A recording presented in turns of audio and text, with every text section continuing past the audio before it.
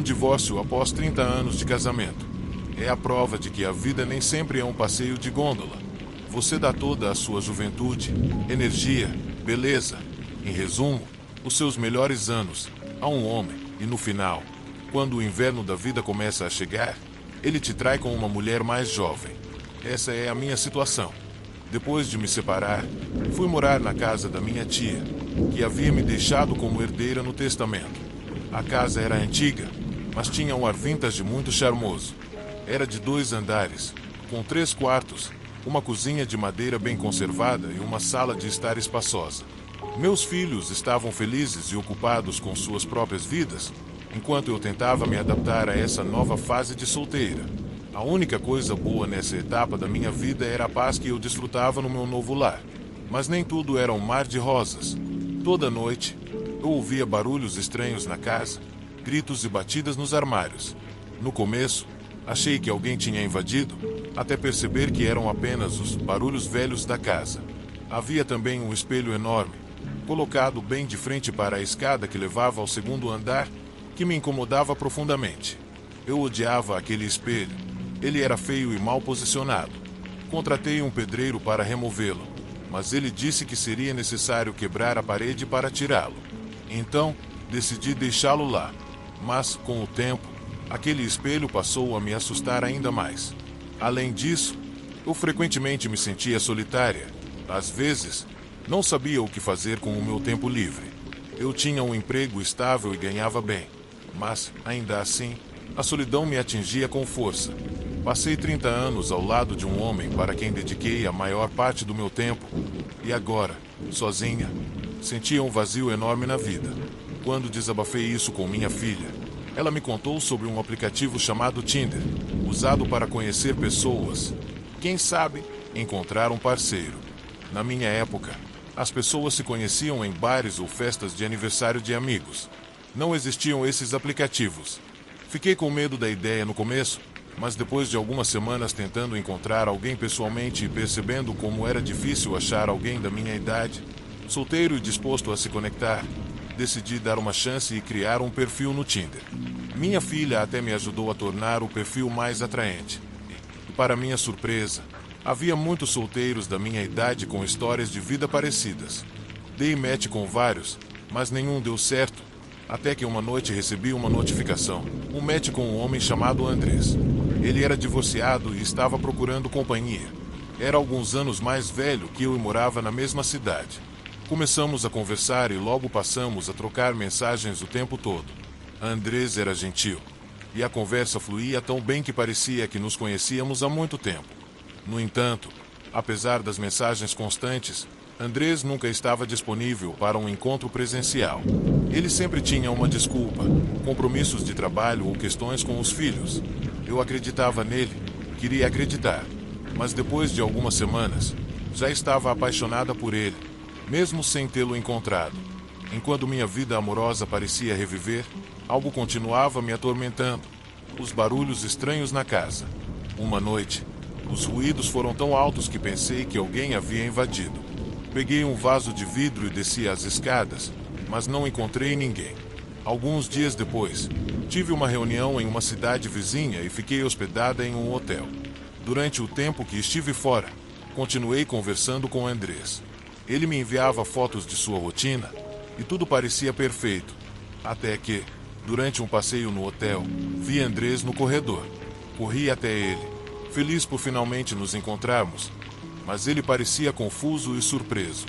Desculpe, senhora, acho que a senhora me confundiu com outra pessoa, disse ele. O choque foi avassalador. Voltei para casa naquela mesma noite, devastada, mas ao chegar, percebi que algo estava errado. Luzes acesas, louça na pia, roupas na secadora. Liguei para a polícia e, ao investigarem a casa, descobriram uma sala secreta atrás do espelho. Lá dentro, encontraram um homem que vivia escondido ali há anos. Ele usava o Tinder para me distrair enquanto continuava vivendo na casa sem que eu percebesse. Essa experiência me traumatizou profundamente. Vendi a casa e me mudei para um apartamento. Desde então, prometi a mim mesma nunca mais usar aplicativos de namoro.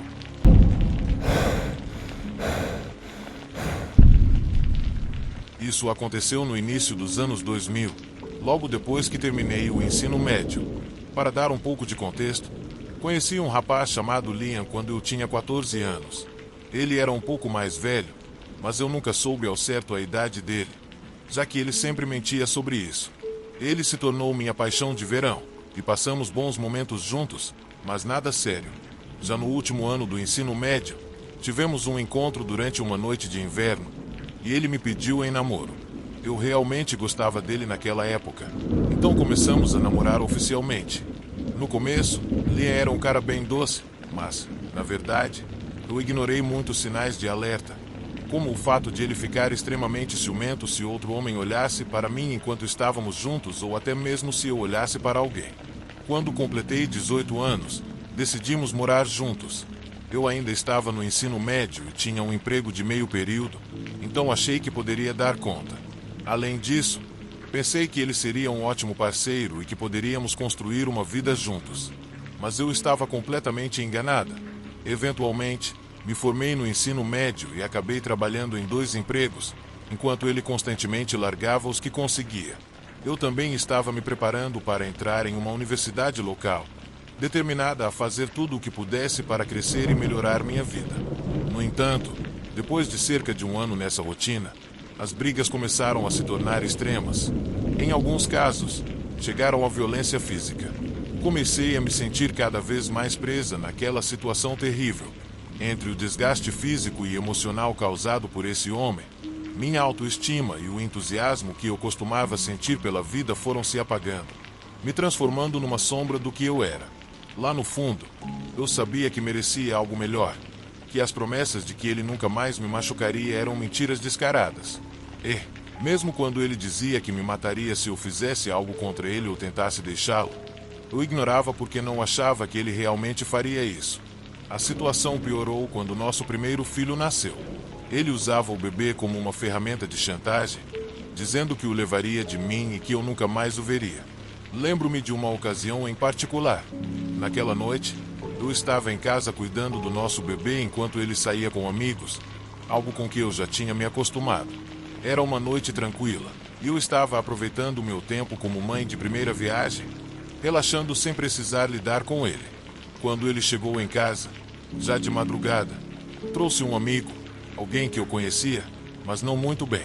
A princípio, parecia tudo bem, mas logo percebi o sarcasmo no tom dele comigo. Aquele falso tudo está bem que geralmente indicava que uma briga estava por vir. Então tentei me preparar para o conflito, pensando que a presença do amigo poderia evitar uma explosão. Fiz questão de não fazer nada que pudesse irritá-lo. Fiquei próxima do meu bebê e deixei que ele e o amigo relaxassem, conversando e bebendo. No entanto, não sei exatamente o que desencadeou o caos naquela noite, mas foi horrível. De repente, ele queria brigar comigo. Ele começou a gritar na minha cara que planejava me espancar como se eu fosse um homem, enquanto eu segurava nosso bebê. O amigo dele ficou por perto, observando, enquanto eu tentava escapar. Mas ele bloqueou meu caminho antes que eu pudesse fugir. Continuou dizendo que ia me matar. E pela primeira vez, eu acreditei nele. Eu entreguei meu bebê ao amigo e pedi que ele cuidasse dele, que não deixasse nada acontecer à criança. Assim que fiz isso, senti Liam puxar meu cabelo com força. Ele começou a me chutar e me bater, mas consegui me soltar e rastejar até a sala de estar, onde tínhamos um telefone fixo. Eu estava prestes a discar 911, mas, no terceiro dígito, ele me pegou e me jogou no chão. Ele arrancou o telefone da minha mão e me deu um soco no rosto. Achei que a ligação não havia sido completada.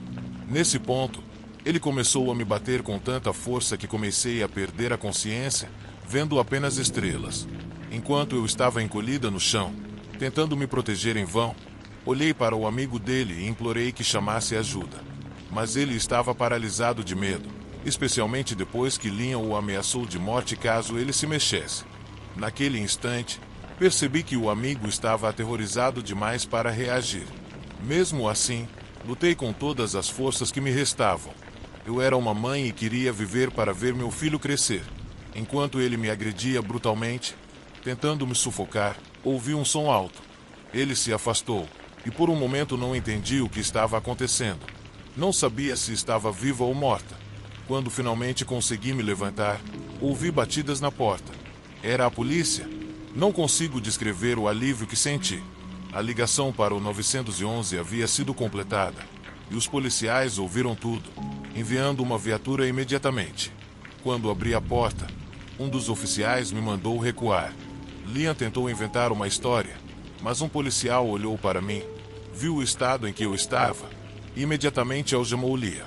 Ele foi preso e, enquanto um dos policiais tomava meu depoimento, me disseram que eu tinha alguns dos piores ferimentos que já haviam visto em alguém ainda vivo.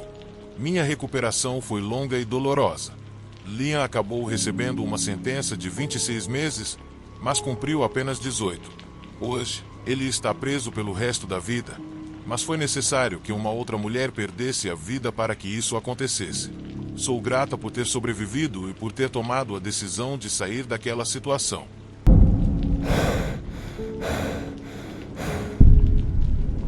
Há um tempo, eu tinha um trabalho relacionado ao sexo, que era totalmente legal no meu país, rendia um bom dinheiro e me dava bastante tempo livre. Para ser sincera, não era tão divertido quanto as pessoas poderiam imaginar, mas eu estava numa fase estranha da minha vida, onde o risco parecia emocionante. Para passar o tempo, eu usava muitos aplicativos de namoro, convencida de que, no fim do dia, trabalho era trabalho, e aqueles caras estavam apenas ajudando a pagar minhas contas. Nunca pensei em me envolver com nenhum deles. Achei que, por meio desses aplicativos, poderia encontrar um namorado casual, mas hoje entendo que dificilmente um cara aceitaria meu estilo de vida. Encurtando a história, eu dei match com um cara por quem fiquei completamente louca. Sem entrar em muitos detalhes, ele era exatamente o tipo de homem dos meus sonhos. Tinha tudo o que eu gostava. Por isso, mantive tudo em segredo das minhas amigas. Tinha medo de que, se eu compartilhasse o que havia encontrado, algo desse errado, como se alguma amiga pudesse roubá-lo antes que eu tivesse a chance de conhecê-lo. Olhando para trás, talvez eu já achasse tudo bom demais para ser verdade. Naquele momento, vivi o que chamo de bomba de amor. Aquela fase de lua de mel, onde você vê a versão idealizada da outra pessoa antes de qualquer coisa estragar. Esse homem estava realmente mexendo comigo. Eu queria falar com ele o tempo todo, e isso começou a interferir no meu trabalho. Depois de mais ou menos uma semana de interações diárias por telefone, decidimos nos encontrar. Não queríamos perder tempo com encontros formais. Ele apenas me deu seu endereço, e eu apareci tarde da noite, depois do trabalho. Desde o momento em que nos conhecemos, a química foi intensa, quase explosiva. Era totalmente diferente da frieza estruturada do meu trabalho. Com ele, eu podia me soltar, relaxar e realmente aproveitar o momento. Porém, conforme a noite avançava, ele começou a falar de uma forma que eu não gostei nem um pouco. Embora ele já tivesse sido um pouco direto desde o início, e eu gostasse disso, agora ele estava ultrapassando os limites. Começou a ser depreciativo, tratando-me de forma rude e assustadora. Não sabia o que pensar, então apenas respondi que não esperava isso dele. A conversa mudou quando ele começou a falar sobre seu trabalho como segurança em uma boate. O clima voltou a ficar mais leve e retomamos o que estávamos fazendo. Mas o que aconteceu foi tão assustador que, de repente, me dei conta de que estava com alguém que já conhecia meu trabalho. Não entrarei em muitos detalhes. Direi apenas que, em um momento, estávamos sem roupas, deitados na cama dele, e suas mãos começaram a apertar meu pescoço com força demais. Vou ser breve sobre essa parte, pois é uma memória horrível para mim e perturbadora para muitos. O ato se tornou tão agressivo e abusivo que, em certos momentos, me desconectei. Apesar de ter expressado meu desconforto algumas vezes, isso não o impediu. No fim, senti-me terrível e com medo. Havia marcas no meu corpo, e há momentos que não consigo lembrar, provavelmente porque perdi a consciência. As poucas pessoas com quem falei sobre isso me disseram que desmaiei. Ele insistiu que eu ficasse, e, para ser honesta, foi uma noite aterrorizante. Fiquei imaginando se o pior já tinha acontecido ou ainda estava por vir. Ele ia me bater, fazer algo ainda pior. Eu não fazia ideia do que poderia acontecer, mas sabia que poderia ser grave. Quando finalmente consegui sair, fui direto para minhas colegas de trabalho. A verdade é que elas não foram muito solidárias. Metade delas não acreditou em mim, e a outra metade disse que foi apenas um mal-entendido. Algumas até conheciam o cara e juraram que ele nunca faria algo assim. Foi frustrante escapar de uma situação tão assustadora apenas para sentir que eu era a culpada. Foi quando procurei minhas verdadeiras amigas, aquelas que conhecia fora do trabalho. Elas sabiam o que eu fazia para viver. De alguma forma, culpei a mim mesma. Para ser sincera, eu não deveria ter me colocado numa posição dessas. Foi minha primeira experiência com o culpar a vítima, algo muito comum nos anos 2000 e que deixou meus maiores medos à tona. Decidi ir a uma clínica para fazer exames, algo que eu podia controlar e que me daria respostas. Não sabia o que ele havia feito comigo, se tinha me deixado em uma situação difícil ou se ocorria o risco de estar grávida ou com uma doença sexualmente transmissível. Saber o que tinha acontecido, pelo menos, seria um alívio. Fiz os testes e esperei pelos resultados rápidos na sala de espera. O lugar era silencioso e um pouco acolhedor, então me acomodei entre cadeiras antigas, revistas desgastadas e alguns bichos de pelúcia surrados, tentando descansar. Mas isso não durou muito. Olhando para a tela do meu celular, vi uma mensagem familiar. Um cara com quem eu estava lidando havia compartilhado uma captura de tela do meu perfil no Tinder com uma das mensagens que mandei para uma amiga sobre o que ele tinha feito comigo e como eu estava com medo dele. De alguma forma, o cara que me machucou conseguiu aquelas mensagens e transformou tudo em um meme. Naquele momento, afundei na cadeira e chorei silenciosamente por muito tempo, sentindo-me completamente impotente. Nada poderia mudar o que havia acontecido. Por causa de tudo isso, larguei meu trabalho pouco tempo depois. A parte mais assustadora desse pesadelo foi perceber que ninguém me levava a sério só por causa do meu trabalho. Fiquei presa em um ciclo vicioso estranho, de minha própria criação, tudo por causa da profissão. Nunca deixe alguém julgar sua vida apenas por causa do que você faz para viver. No final, todos os meus resultados voltaram negativos, o que foi um alívio. Emocionalmente, continuei me sentindo horrível, mas pelo menos fisicamente não havia nada com que me preocupar. Embora esse cara tenha tentado me contatar, nunca respondi às mensagens dele e deletei meu perfil do Tinder. Algumas semanas depois, desapareci do radar dele, e ele foi atrás de outra vítima. Por isso, não cometam os mesmos erros que eu. Não caiam em armadilhas enganosas. Não levem desconhecidos para casa. E, acima de tudo, não confiem em aplicativos de namoro.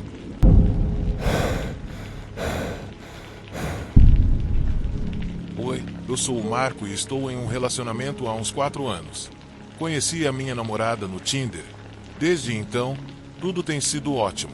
Eu realmente acho um milagre que estamos juntos, principalmente porque tenho um passado meio sombrio com esse aplicativo. No Tinder tem de tudo, de pessoas incríveis, algumas realmente horríveis e assustadoras. E entre essas pessoas ruins estava a Laura. A Laura era a garota mais cruel que já conheci. Quando a encontrei, ela se destacava entre todas as outras. Era linda e parecia ser a mulher dos sonhos de todo homem. Eu pensei que não teria nenhuma chance com ela porque ela era muito bonita, mas isso não me impediu. Depois de dar um like nela, coloquei meu celular de lado e fui comer alguma coisa. Assim que saí, meu celular tocou. Havia dado match com a Laura. Fiquei surpreso. Para ser sincero, a partir daí, as coisas começaram a andar bem. Começamos a conversar. Para minha surpresa, ela era encantadora. Tinha uma personalidade magnética que me atraiu de imediato. A gente tinha muitos gostos em comum, o mesmo senso de humor, e nossas conversas eram super fluidas e divertidas. Ela era aquele tipo de garota com quem você podia conversar sobre qualquer coisa e nunca ficava entediado. Os dias viraram semanas e nossa conexão só foi crescendo. Estava tudo indo muito bem até decidirmos nos encontrar pessoalmente, numa noite fria de outono que eu adoraria esquecer. A Laura sugeriu um lugar isolado. Embora parecesse meio estranho, eu não questionei. Talvez ela gostasse de lugares tranquilos. Então nos encontramos em um pequeno parque de eucaliptos que ficava a cerca de meia hora da minha casa, onde as sombras pareciam se alongar e dava uma aparência meio sombria. Quando cheguei, a Laura já estava lá, com um sorriso encantador. Para minha surpresa, ela estava com uma câmera Polaroid. Para que você trouxe isso? Perguntei, para capturar nossos momentos. Sente-se, você vai entender, ela disse. Sentamos em um banco e, por um tempo, tudo estava normal. Ela me perguntou sobre minha vida e eu fiz o mesmo. Nada parecia fora do comum até que, de repente, a Laura perguntou: você já matou algum animal? Eu fiquei chocado e respondi: o quê? Desculpa. Ela riu e disse que era uma piada, mas havia algo no olhar dela e no tom de voz que me deixou desconfortável. Os olhos dela, que antes eram doces e pareciam tão gentis, agora estavam diferentes. Ela estava me olhando fixamente, mordiscando os lábios. O encontro começou a ficar estranho a partir daí. Eu tentei mudar de assunto, falando sobre filmes, trabalho ou qualquer coisa normal, mas algo havia mudado. A Laura parecia completamente desconectada do que eu estava dizendo. A essa altura da noite, eu me sentia super desconfortável e só conseguia inventar uma desculpa para ir embora. Foi muito bom, mas acho que preciso ir. Minha mãe está doente e eu preciso cuidar dela, disse. Eu até ficaria mais, mas sinto que estou deixando ela sozinha por muito tempo. Ela respondeu: ah, claro, entendo. Você é próximo da sua mãe. Eu respondi: sim, ela é uma guerreira. Meu pai e ela criaram eu e meus irmãos sozinhos. Ela respondeu: eu também sou próxima da minha mãe. Quer ver uma foto dela antes de ir? Claro, eu disse. Então a Laura pegou o celular. De repente, ela começou a agir mais normal. Talvez eu tivesse sido precipitado em julgá-la antes. Quando ela me mostrou a foto, não pude deixar de notar como ela era linda. Ela tinha uma luz especial, uma alegria que irradiava. Ah, aqui está outra foto dela. Olha, ela disse, me passando o celular. Eu peguei empolgado, mas quando olhei na tela, não entendi muito bem o que estava vendo. A princípio, fiquei confuso, mas depois fiquei gelado ao perceber o que estava vendo. Era uma mulher que se parecia muito com a Laura, mas estava morta, desmembrada e cortada em pedaços. E lá estava ela, coberta de sangue, com um sorriso, como se nada tivesse acontecido. Eu fiquei completamente paralisado, mas um flash me acordou do pesadelo e lá estava a Laura, desta vez com a Polaroid na mão, tirando uma foto minha. Olha, você sempre tem que estar preparado para capturar os momentos. Você tem que ver sua cara, ela disse, com um sorriso estranho. Laura, isso não é uma piada, né? Me diz que você está fazendo uma piada de péssimo gosto. Eu implorei, sentindo uma ansiedade crescente. Você não tem nada com o que se preocupar. Ela respondeu, justo quando percebi algo brilhando na mão dela. Era uma faca enorme. Antes que eu pudesse reagir, me levantei da cadeira e comecei a correr. Vi ela tentando me alcançar, mas não foi rápida o suficiente. Eu corri como se minha vida dependesse disso. Eu sabia que precisava me afastar dela. Eu precisava chegar a uma delegacia de polícia para pedir ajuda e contar o que eu tinha visto, embora talvez fosse só uma mulher maluca com uma faca. Mas eu sentia que o perigo estava mais próximo do que nunca. Enquanto corria, ouvi um motor atrás de mim e vi um carro vindo em alta velocidade. Era a Laura. Tentei pular para o lado, mas já era tarde. Ela veio em minha direção com o carro, e eu senti o impacto antes que pudesse reagir. Tudo parecia estar acontecendo muito rápido, mas, ao mesmo tempo, meu corpo estava em modo de sobrevivência. Eu não queria nem pensar nas consequências. Eu só sabia que precisava sair de lá o mais rápido possível. Conforme eu corria, consegui perceber que ela não estava mais tentando me pegar de perto. Na verdade, parecia que ela havia desistido de me seguir, e logo percebi que, talvez, a melhor coisa fosse voltar à cidade e procurar ajuda. Fui até uma rua movimentada, onde os carros passavam a todo momento, e me refugiei em um restaurante 24 horas. Embora tenha ficado em pânico durante todo o tempo, percebi que, ao menos por enquanto, estava seguro. Mesmo assim, eu sabia que não poderia deixar minha guarda baixar, não até ter certeza de que ela realmente havia me deixado em paz. Depois de alguns minutos, decidi ligar para a polícia, relatar o que tinha acontecido e pedir ajuda. Afinal, tinha acabado de passar por uma experiência muito estranha e assustadora. Mal sabia eu que, enquanto eu procurava refúgio e ligava para a polícia, Laura estava lá fora, provavelmente nos observando, esperando o momento certo para agir de novo. E no fundo, eu sabia que isso não havia acabado. Não enquanto eu não tivesse uma resposta para o que ela estava realmente querendo de mim.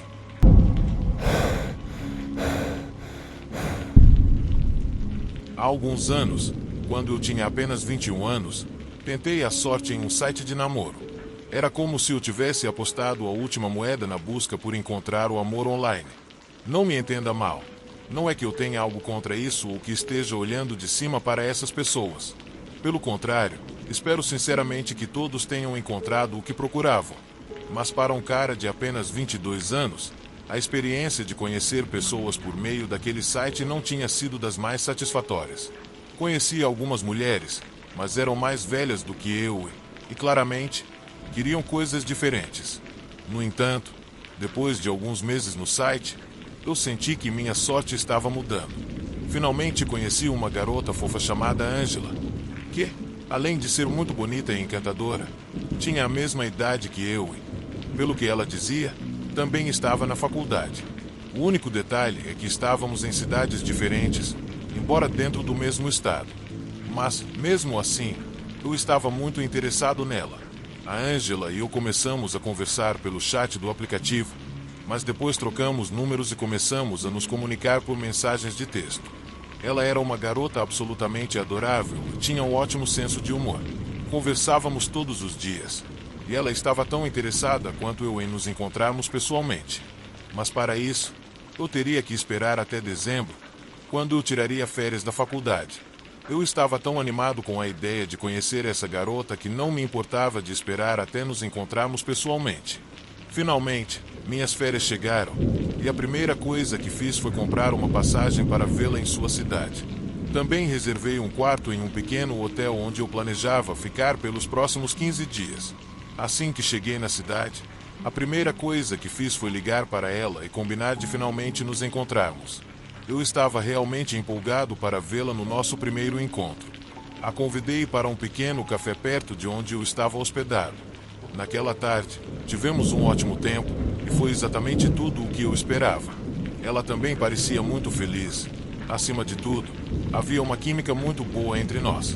Naquele dia, tivemos o nosso primeiro beijo e combinamos de nos encontrar novamente no fim de semana. Eu pensei em convidá-la para jantar em um restaurante bacana que eu tinha visto no centro, mas ela tinha um plano muito melhor, ou pelo menos eu pensei que fosse. Ela me disse que seus pais iam viajar no fim de semana para visitar um parente em outra cidade e que a casa ficaria vazia. Ela combinou de me encontrar no sábado à tarde na casa dela. Isso foi música para os meus ouvidos. Sei que isso pode parecer atrevido, mas, ao me contar que os pais dela não estariam em casa, o primeiro pensamento que me veio à cabeça foi que talvez não fosse só para assistir a um filme e comer pizza. Pensei que, se jogasse o jogo certo, talvez eu conseguisse ficar lá até o café da manhã, se é que você me entende. Nos próximos 2 dias, eu esperei ansiosamente até que finalmente chegou o sábado. Naquele dia, cheguei na casa dela com pizza e bebidas, e tudo correu conforme o planejado. Foi uma tarde maravilhosa e, à noite, ela me convidou para ficar, e eu aceitei prontamente, sem pensar 2 vezes. Na manhã seguinte, depois de passar uma noite maravilhosa, acordei antes dela, e embora isso pareça estranho, eu fiquei deitado ali, apenas observando ela dormir. Mas ela parecia tão linda enquanto dormia que não consegui me controlar. Fiquei lá, como um idiota, admirando-a e curtindo aquele pequeno sentimento de vitória que você sente depois que as coisas saem do jeito que você esperava em um encontro. No entanto, esse sentimento não durou muito, porque, depois de alguns minutos, comecei a ouvir alguém abrindo a porta da frente. Em seguida, batendo sabendo que alguém estava na parte de baixo da casa, imediatamente saí da cama para me vestir, pois não queria que minha primeira apresentação aos pais dela fosse simplesmente aparecer na casa deles depois de já ter ido para a cama. Claro, com a filha deles, aproveitando a ausência deles. No momento em que pulei da cama, ela acordou também. E ao ouvir que seus pais tinham chegado, ela começou a entrar em pânico e a me dizer desesperada para me esconder. Ao mesmo tempo, comecei a ouvir passos subindo as escadas. Nesse ponto, Eu simplesmente vesti o que consegui pegar e me joguei embaixo da cama o mais rápido que pude, ficando bem quieto e em silêncio. Poucos segundos depois, a porta se abriu e eu vi os pés de um homem que eu pensei ser o pai dela. Ele entrou como se fosse a coisa mais normal do mundo, mas a forma como começou a falar com ela não era a de um pai falando com sua filha. Nesse momento, eu pensei o pior. A primeira coisa que me veio à mente foi que talvez ela tivesse algum tipo de relação estranha com o pai. Um desses casos em que pais abusam de seus filhos ou algo do tipo. Antes que eu pudesse me mover, o carro me atingiu de lado e eu caí no chão, machucado e em choque. Mas a justiça chegou rápido, porque, depois de me atingir, ela se envolveu em um acidente com o carro, alguns metros à frente. Porém, enquanto eu tentava me levantar, percebi que ela saiu do carro e voltou para mim. Eu estava em um parque completamente deserto, cercado por um grande matagal e algumas árvores de eucalipto, o que não ajudava muito para me esconder. Com um pouco de sorte, consegui rastejar para a escuridão e me esconder atrás de um dos troncos, enquanto ela andava por ali, vasculhando, avançando devagar e examinando cada cantinho. Eu sentia que ela estava ficando cada vez mais perto, como se estivesse sentindo minha presença. Em um dado momento, pensei que ela realmente tinha visto algo e estava apenas se divertindo com o meu desespero. Quando ela se aproximou, comecei a pensar que seria mais uma das suas coleções. Eu queria me mover e me defender, mas meu corpo estava destruído e eu não conseguia nem me levantar. Mas, justo quando a Laura estava prestes a me encontrar, um grupo de caras passou por ali. "Ei, você está bem?" perguntaram. "Claro, só perdi um anel. Não se preocupem comigo", respondi. "Não se preocupe, vamos te ajudar a procurar", disseram. "Não, já achei. Valeu mesmo." Tentei soar o mais convincente possível, e aquela foi minha chance de escapar. A Laura, vendo a cena, se virou e entrou no carro dela, agora com o para-choque todo amassado, acelerando e desaparecendo de vista.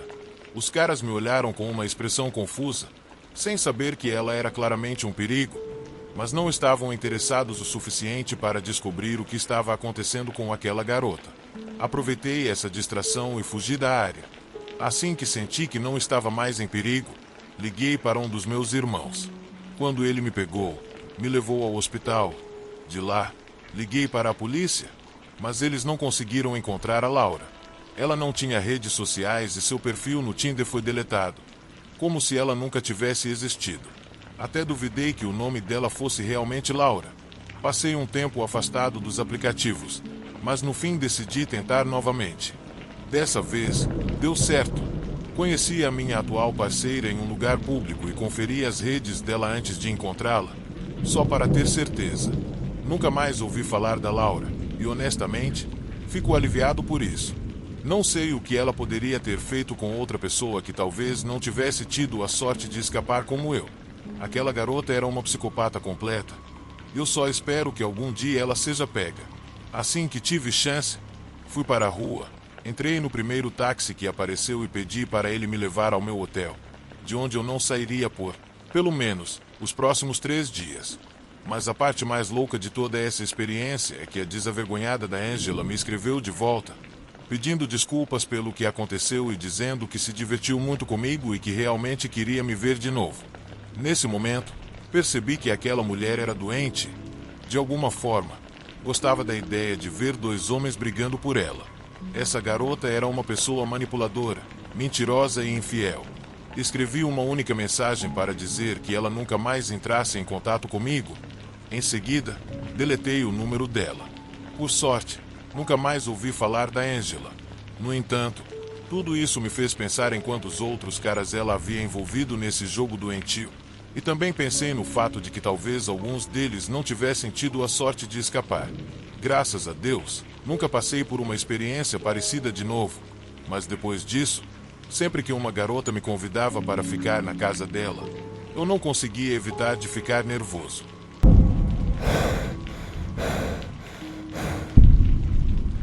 Fazendo uns 10 anos que uso o Tinder, sendo que 5 deles foram legais. E, para ser sincero, não é algo de que eu me orgulhe. Passei por várias experiências caóticas, mas uma em particular se destaca. Era uma festa e eu não tinha carro. Eu tinha 20 anos e estava na faculdade.